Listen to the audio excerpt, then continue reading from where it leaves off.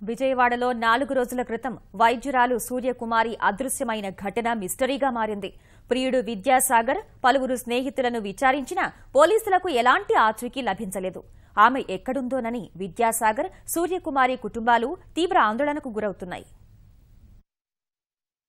సంచలనం సృష్టిస్తున్న వైద్యురాలు సూర్యకుమారి అదృశ్యం కేసును ఛేదించేందుకు పోలీసులు చేస్తున్న ప్రయత్నాలు ఫలించడం లేదు.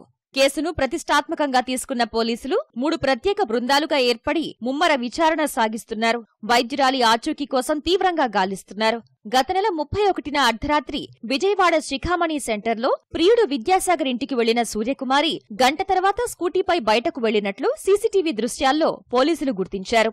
విద్యాసాగర్ను అదుపులోకి తీసుకుని విచారించిన పోలీసులకు ఎలాంటి సమాచారం దొరకలేదు. ఆ రాత్రి నగరంలోని పలు ప్రధాన రహదారులు, కూడళ్లలో సీసీటీవీ దృశ్యాలు సేకరించారు. విద్యాసాగర్, సూర్యకుమారి కాల్ డేటా పరిశీలించడం సహా స్నేహితులు, బంధువులను విచారిస్తున్నారు. 4 రోజులు గడిచినా కూతురు జాడలేకపోవడంపై సూర్యకుమారి తల్లిదండ్రులు తీవ్ర ఆందోళన చెందుతున్నారు.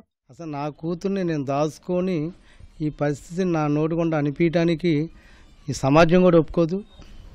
మా పాప ఎక్కడున్నా, ఏ పరిస్థితులు ఉన్నా దయచేసి పోలీసు వారు, ప్రింట్ మీడియా, ఎలక్ట్రానిక్ మీడియా, సమాజం అంతా అందరినీ ప్రాధాన్యపై అడుగుతున్నా మా పాపని మాకు అప్పగిస్తారని ప్రార్థిస్తున్నా.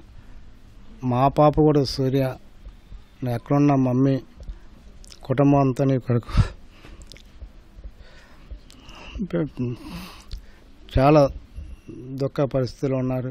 ఏ పరిస్థితిలోనే నీకు లైవ్ చూస్తే నిన్ను ఎవ్వరూ ఏమనో, తప్పకుండా నువ్వు ఎటువంటి ఎవరు నువ్వు రావటమే సమాజానికి, పేరెంట్స్కి అందరికీ ఒక మంచి అవుతుంది. ఎటువంటి బంధకాల్లో ఉన్నా ఎటువంటి నువ్వు రావాలని.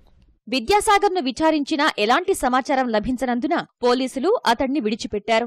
అకారణంగా నిర్బంధించి చట్టవిరుద్ధంగా హింసలకు గురిచేశారని కుటుంబ సభ్యులు ఠాణా వద్ద ఆవేదన వ్యక్తం చేశారు. సే గారు అంటారు, రేపు కొంచెం తగ్గుద్దులమ్మ పంపిస్తాను అని అన్నారు. అంటే దానికి వాడు గాయాలు తగ్గటానికి ఉంచుతున్నారో తెలియట్లేదు, వాళ్ళు ఇన్ఫ్లుయెన్స్ చేస్తుంటే ఉంచుతున్నారో తెలియట్లేదు, మరి ఏమో జరుగుతుందో తెలియట్లేదు. వారంటీ ఏమీ లేకుండా అనాథరైజ్డ్గా తీసుకొచ్చేసి నా కొడుకుని అక్కడ పెట్టారు. నేనేమో తిరగలేను, పెద్దదాన్ని. ఆ పిల్ల 2 పిల్లలు, తల్లి, చిన్న పిల్లలు, వాళ్ళు ట్విన్స్ అండి, 2 ఎల్కేజీ యూకేజీ చదువుతున్నారు. ఆ పిల్లలేమో అక్కడ ఉన్నారు. ఇంట్లో ఎంత గందరగోళంగా ఉంది, మాకేమో మనశ్శాంతి లేదు. 1 year బ్యాక్ ఏదో అఫైర్ ఉందని తెలుసు కానీ రిలేషన్ అని, ఇల్లీగల్ కాంటాక్ట్ అని, లేకపోతే ఏదని నాకేం తెలుస్తాయి. నేను అసలు ఏ గొడవలు అవ్వలేదండి. 1 year బ్యాక్ మా వాళ్ళందరితో అడిగిచ్చాను. అప్పుడు సద్దుమణిపోయింది, అయిపోయింది అదంతా. 2 పిల్లల్ని పెట్టుకుని నేను ఎన్ని తెప్పలు పడుతున్నానో ఎవరు పట్టించుకునేవాళ్ళు లేరు. అసలు వాళ్ళ అమ్మాయిని వాళ్లే పెట్టుకుని ఈ రకంగా మమ్మల్ని తెప్పలు పెడుతున్నారు.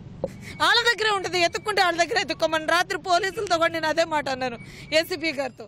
ఆందోళనలో ఉన్న ఇరు కుటుంబాలు పరస్పరం ఆరోపణలు చేసుకుంటున్నాయి. సూర్యకుమారి అదృశ్యానికి విద్యాసాగరే కారణమని ఆమె తల్లిదండ్రులు ఆరోపిస్తుండగా కూతురుని వారే దాచేసి నాటకమాడుతున్నారని విద్యాసాగర్ కుటుంబం పేర్కొంది.